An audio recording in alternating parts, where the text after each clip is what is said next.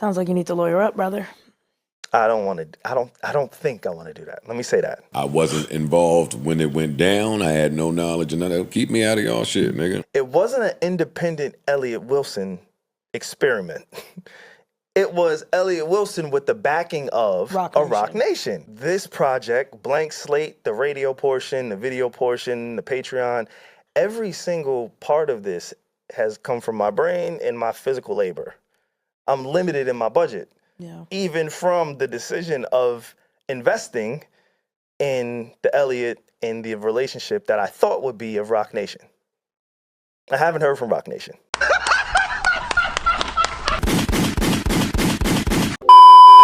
Welcome back and what's good? This is the FuriousRobinson podcast and I'm your host, Furious. I'm here to document ego, power, leverage, and accountability in media. Hit that like button early, drop a comment for the algorithm, subscribe to the channel. This is a Sick Times media production. You see the planes? Hold on. You're telling me SaVon, formerly of Need to Know, got finessed for $20,000 from Elliott Wilson? That's the game we're playing because nobody got hacked.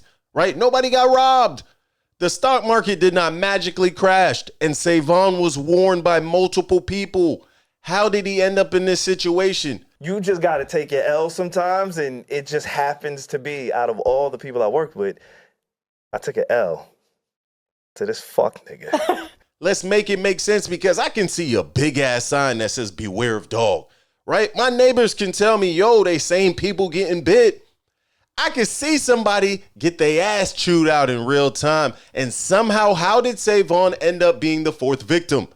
We got to make it make sense. What I will say is, again, we're not going to spend a whole episode talking about it. I did some work with Elliott Wilson. I EP'd his last season of the Elliott Wilson Experience from every aspect of it outside of pre-production. Because here's where it gets crazier to me. SaVon was not putting that effort into his own podcast. He wasn't putting the time into his own platform. He was investing in Elliott Wilson's vision and dream, the Elliott Wilson Experience. And why? Because we want connection and ties to Rock Nation. We want to update the resume. You know, when I was telling this story to some of my friends, they was like, why would you take a risk like this on Elliott Wilson? Like, yeah, he's established, but nothing about him gives money, right? Like, nothing about him gives budget, so why would you do it? Not only does nothing about him give that, but I also have people who worked with him prior and was like, hey, bro, you need to be careful. Except Rock Nation didn't actually tell you to do any of this. Rock Nation didn't sign anything. They did not guarantee no type of payment, and you were simply betting on proximity because if that's what happened, this isn't a story about $20,000. This is a story about how expensive it can be to want to be in specific rooms, how proximity and positioning cost that bread. Today's question is very simple. Did Elliott Wilson do SaVon dirty, or did SaVon knowingly take a gamble chasing an opportunity he thought could change his career? Because somewhere between ambition and accountability, somebody lost 20 bandos. So let's just establish the players in the game. We got Elliott Wilson, former editor-in-chief of XXL magazine, right? Big time player, journalist known to get it done, interviewing everyone from the likes of Jay-Z all the way to Drake. So we understand he's solidified in hip hop media. Now we have SaVon under the Joe Budden umbrella, working behind the scenes and essentially building an empire that you could say right now, right? He has the Need to Know podcast. He has Blank Slate Media. He has a multitude of things that he's working on, trying to figure out his way into the game. Is this a legitimate media career? Because one guy is established while the other one is trying to level up. A few people did warn me about, hey, he's not known for paying people. Okay. But I'm going to tell you why I was like, this is worth the risk. Mm-hmm. So one, at the time that Elliott came to me, he was like, hey, I need a studio space and I need help creating this season. Like, this is really, really important for me because if this season goes well, I'll get a season 3, which I didn't give a fuck about a season 3. Like, right. We got a season this season. So he's telling me all of these things, and what really made me commit to it was the fact that he was working with Roc Nation. Once Roc Nation entered this story, that's when common sense left the room. And I understand why. Roc Nation isn't just a company, it's a status symbol. People hear Roc Nation and immediately start imagining bigger opportunities, bigger rooms, and better relationships. It's all a proximity to power. That's human nature. But here's the problem. Too many creators are confusing proximity with ownership.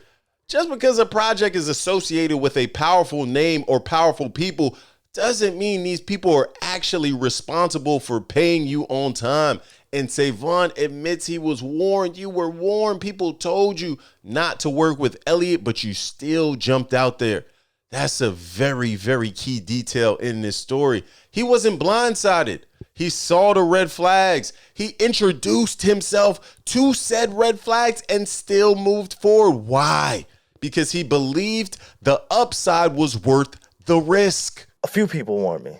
Yeah. This might be the calmest $20,000 loss I've ever seen. Nobody got exposed. Nobody got sued, subpoenaed. We didn't see no legal letters hit the timeline. Instead, we got a podcast episode. This is a nothing burger in real time. SaVon, brother, we got to stop. If I lose $20,000, I'm not recording reflections. I'm not talking about no lessons learned. I'm recording evidence and crash outs in real time. The energy to me feels strange. I'm not going to hold you. Now, I don't think SaVon is technically lying on this one. I think he has all the receipts in a according and organized fashion.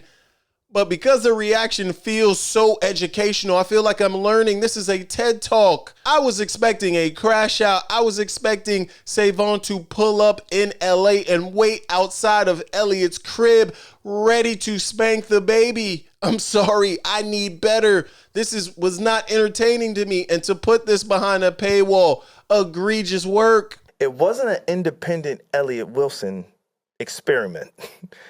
It was Elliott Wilson with the backing of Roc Nation. And I was working with Pierre, Eden, Courtney, who's helping us. Like, I was bringing him the best of the best. Like, I wasn't just getting niggas off the street. Yeah. So for me, I felt like it was a badge of honor to be able to produce at that type of level, especially in conjunction with a Roc Nation. It's almost like he's just accepted the loss. And maybe that's what happened. Maybe this wasn't a $20,000 loss. Maybe this was $20,000 spent learning how the industry really works. That's an expensive semester. Not every situation belongs in court. Litigation and lawyers cost money and take time. They create an additional stress. And sometimes you lose even when you're right. It's possible SaVon looked at the situation and decided the legal headache was not worth the time. It's also possible there are details we don't even know. Maybe there were handshake agreements. Maybe there were partial payments. Maybe lawyers have already been involved. Maybe they are contract details intentionally being left out. So as I gracefully land the plane, the biggest lesson here is not even Elliott Wilson doing somewhat dirty business.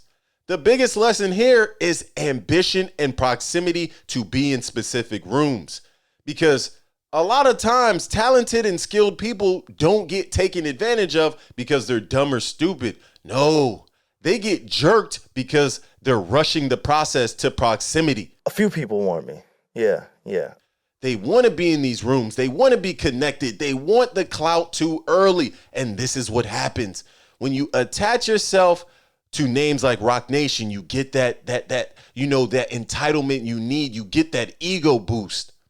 Well, at the same time, these desires have now created this chaos in your life because this is not a normal circumstance and you wouldn't do this under any other circumstances. So we have to wake it up. The warning signs were there. You understood the risk when you jumped into the game.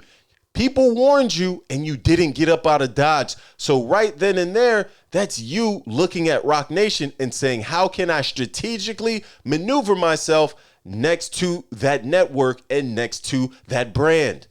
That's how the game goes. Jump in the comments and let me know what you think. Did SaVon play himself in real time, trying to position himself next to Roc Nation?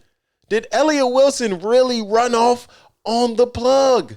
Hit that like button for the algorithm. Subscribe to the channel. Yo, and you already know I'm on IG, Real Motion Outside. We might hit Italy this summer. I'm on X, walking ninjas down on spaces, really giving it up. And you already know every Tuesday morning I'm on live, YouTube and X, we get into it. We getting it popping. We waking it up. This is the Furious Robinson podcast, a Sick Times Media production. Stay dangerous.